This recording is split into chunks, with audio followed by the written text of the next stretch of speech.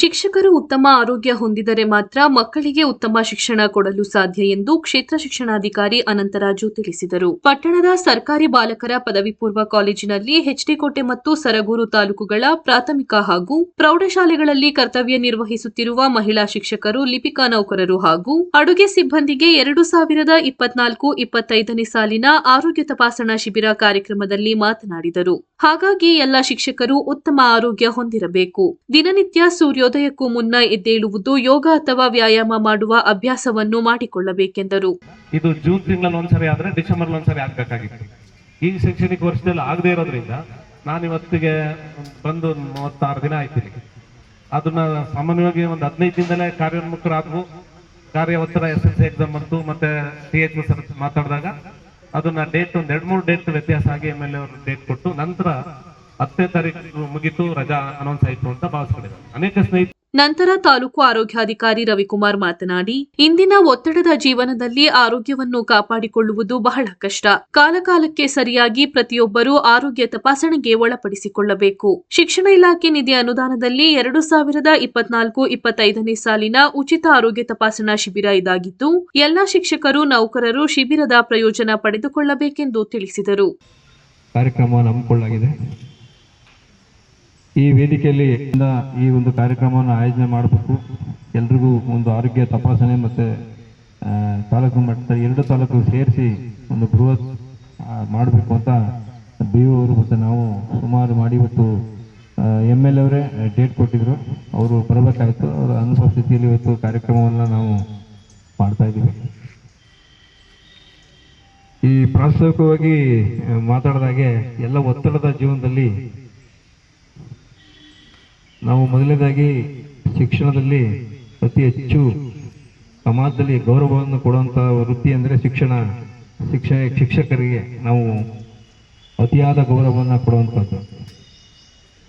ಅವರು ಇವತ್ತಿನ ಪರಿಸ್ಥಿತಿಯಲ್ಲಿ ಬಿಸಿ ಊಟ ಇರ್ಬೋದು, ಮಕ್ಕಳ ವಿದ್ಯಾಭ್ಯಾಸ ಇರ್ಬೋದು, ಮತ್ತು ದಿನ ಓಡಾಟ, ಬಸ್ ಇಲ್ಲದೆ ಇರೋಂಥದ್ದು, ಸಮಸ್ಯೆ ಪಡುವಂಥದ್ದು, ಹೀಗೆ ಹಲವಾರು ಸಮಸ್ಯೆಗಳಲ್ಲಿ ಒತ್ತಡದಲ್ಲಿ ನೀವು ಕೆಲಸವನ್ನು ಮಾಡ್ತಾ ಇರ್ತೀರಿ.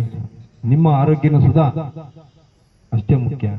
ನಮ್ಮ ಶಾಲೆ ಮಕ್ಕಳಿಗೆ ಪಾಠ ಮಾಡೋದು ಒಂದು ಸಾಲದು, ಅವರ ವಿದ್ಯಾಭ್ಯಾಸವನ್ನು ನೋಡಿಕೊಂಡ್ರು ಸಾಲದು, ತಮ್ಮ ಆರೋಗ್ಯನೂ ಸುಧಾ ನೋಡ್ಕೋಬೇಕು. ನಿಮ್ಮ ಆರೋಗ್ಯ ಸುಧಾರಣೆ ಆದರೆ ನಿಮ್ಮ ಮನೆ ಮತ್ತು ಮಕ್ಕಳ ಆರೋಗ್ಯ ಸುಧಾರಣೆ ಆಗುತ್ತೆ. ಇವತ್ತು ನಾವು ಏನು ಬೇಕಾದ್ರೂ ಸಂಪಾದನೆ ಮಾಡ್ಬೋದು, ಎಷ್ಟು ದುಡ್ಡು ಬೇಕಾದ್ರೂ ಸಂಪಾದನೆ ಮಾಡ್ಬೋದು, ಆರೋಗ್ಯವನ್ನು ಸಂಪಾದನೆ ಮಾಡ್ಲಿಕ್ಕೆ ಆಗಲ್ಲ. ಸೊ ಹಾಗಾಗಿ ಆರೋಗ್ಯದ ಕಡೆ ಎಲ್ಲ ಮುಖ್ಯ ಶಿಕ್ಷಕರಿಗೂ ಮತ್ತು ಎಲ್ಲ ಶಿಕ್ಷಕರವರೆಗೂ ನಾನು ಕಳಕಳಿಯಾಗಿ ಹೇಳ್ತೀನಿ, ಆರೋಗ್ಯದ ಬಗ್ಗೆ ಹೆಚ್ಚು ಗಮನವನ್ನು ನೀಡಿ.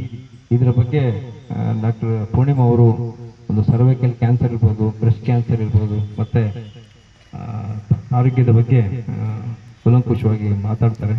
ಸೊ ಈ ಒಂದು ಕಾರ್ಯಕ್ರಮ ಚೊಕ್ಕವಾಗಿ ಇಲ್ಲಿ ಪ್ರಸೂತಿ ಮತ್ತು ಸ್ತ್ರೀರೋಗ ತಜ್ಞೆ ಡಾಕ್ಟರ್ ಪೂರ್ಣಿಮಾ ಮಾತನಾಡಿ, ಸಾಮಾನ್ಯವಾಗಿ ಸ್ತ್ರೀಯರಲ್ಲಿ ಕಾಣಿಸಿಕೊಳ್ಳುವ ಗರ್ಭಕೋಶ ಸಂಬಂಧಿತ ಕಾಯಿಲೆಗಳ ಬಗ್ಗೆ ತೆಗೆದುಕೊಳ್ಳಬೇಕಾದ ಮುನ್ನೆಚ್ಚರಿಕೆ ಕ್ರಮಗಳನ್ನು ತಿಳಿಸಿದರು. ಕಾರ್ಯಕ್ರಮದಲ್ಲಿ ಡಾಕ್ಟರ್ ಭಾಗ್ಯಲಕ್ಷ್ಮಿ, ಕಾಲೇಜಿನ CDC ಅಧ್ಯಕ್ಷ ನರಸಿಂಹಮೂರ್ತಿ, ಪ್ರೌಢಶಾಲಾ ಶಿಕ್ಷಕರ ಸಂಘದ ಕಾರ್ಯದರ್ಶಿ ಪ್ರಮೋದ್ ಕುಮಾರ್ ಸೇರಿದಂತೆ ಮತ್ತಿತರರು ಉಪಸ್ಥಿತರಿದ್ದರು. ಆರೋಗ್ಯಕರವಾಗಿ ಇರಬೇಕು, ಅದನ್ನ ಆರೋಗ್ಯ ಅಂತ ಹೇಳ್ತೀವಿ. ಈ ದಿನದಲ್ಲಿ ಎಲ್ಲಾನು ಇಟ್ಕೊಂಡಿದ್ದಾರೆ, ಒಂದು ಶುಗರ್ ಟೆಸ್ಟ್ ಮಾಡೋದು ಇಟ್ಕೊಂಡಿದ್ದಾರೆ, BP ನೋಡ್ತಾ ಇದ್ದಾರೆ, ನಿಮ್ಗೆಲ್ಲರಿಗೂ ಒಂದು ಆರೋಗ್ಯ ಸಿಗ್ತಾ ಇದೆ. ಆದ್ರೆ ಹೆಣ್ಮಗಳು ಅಂತ ಬಂದಾಗ ಅವಳು ಬಾಲ್ಯದಿಂದ ಮುಪ್ಪಿನವರೆಗೂ ತುಂಬಾ ಬದಲಾವಣೆಗಳಾಗುತ್ತೆ ಅವಳ ಶರೀರದಲ್ಲಿ, ಶಾರೀರಿಕವಾಗಿ. ಗಂಡ್ಮಕ್ಳಿಗೂ ಆಗತ್ತೆ ಇಲ್ಲ ಅಂತಲ್ಲ, ಆದ್ರೆ ಹೆಣ್ಮಕ್ಳು ತುಂಬಾ ಲೈಫ್ ನಲ್ಲಿ ಸ್ಟೇಜಸ್ ಜಾಸ್ತಿ ಇದೆ, ಹಾಗೆ ಕಷ್ಟಕರವಾಗಿದೆ ಅವರಿಗೆ. ಆ ಕಾರಣಕ್ಕೆ ನಾವು ಹೆಣ್ಮಕ್ಳನ್ನ ಸೂಕ್ಷ್ಮವಾಗಿ ಅವರ ಆರೋಗ್ಯದ ಕಡೆ ಗಮನ ಕೊಡಬೇಕು ಅಂತ ಹೇಳ್ತೀನಿ.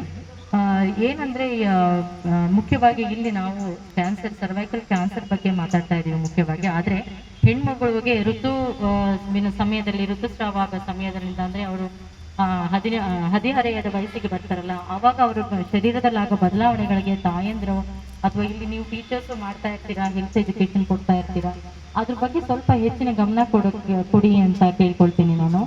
ಏಕೆಂದ್ರೆ ಮೆನ್ಸ್ಟ್ರುವಲ್ ಹೆಲ್ತ್ ಅಂತ ಹೇಳ್ತೀವಿ, ಅಂದ್ರೆ ಋತುಸ್ರಾವದ ಸಮಯದಲ್ಲಿ ಅವರ ಆರೋಗ್ಯ, ಅಂದ್ರೆ ಅವರಿಗೆ ಮಾನಸಿಕವಾಗಿ ಆಗುತ್ತೆ, ಅವ್ರಿಗೆ ಹೇಳ್ತಾರಲ್ಲ ಡಿಪ್ರೆಷನ್ ಬರ್ತಿರುತ್ತೆ, ಅವರು ಮೂಡ್ ಸ್ವಿಂಗ್ಸ್ ಅಂತ ಹೇಳ್ತಾರೆ.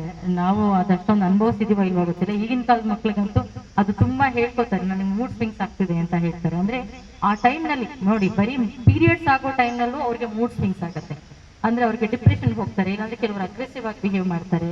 ಅಂದ್ರೆ ಅದು ಹೊಟ್ಟೆ ನೋವು ಸಹಿಸ್ಕೊಳಕ್ಕಾಗದೆ ಇರ್ಬೋದು, ಅಥವಾ ಬ್ಲೀಡಿಂಗ್ ಆಗತ್ತಲ್ಲ, ಅದು ಅವ್ರಿಗೆ ಎಲ್ಲ ಹೊಸದಾಗಿರೋದ್ರ ಅದನ್ನ ತಡ್ಕೊಳ್ಳೋ ಶಕ್ತಿ ಅವ್ರಿಗೆ ಕಡಿಮೆ ಆಗಿರುತ್ತೆ. ಆದ್ರಿಂದ ನೀವು ಅವ್ರಿಗೆ ಮಾನಸಿಕವಾಗಿ ತುಂಬಾ ಇದರಲ್ಲಿ ವಿಧವಾಗಿ ಅವ್ರಿಗೆ ನೀವು ಸ್ಪಂದಿಸ್ಬೇಕಾಗತ್ತೆ ಆ ಟೈಮ್ನಲ್ಲಿ ಕೂಡ ಅಂತ.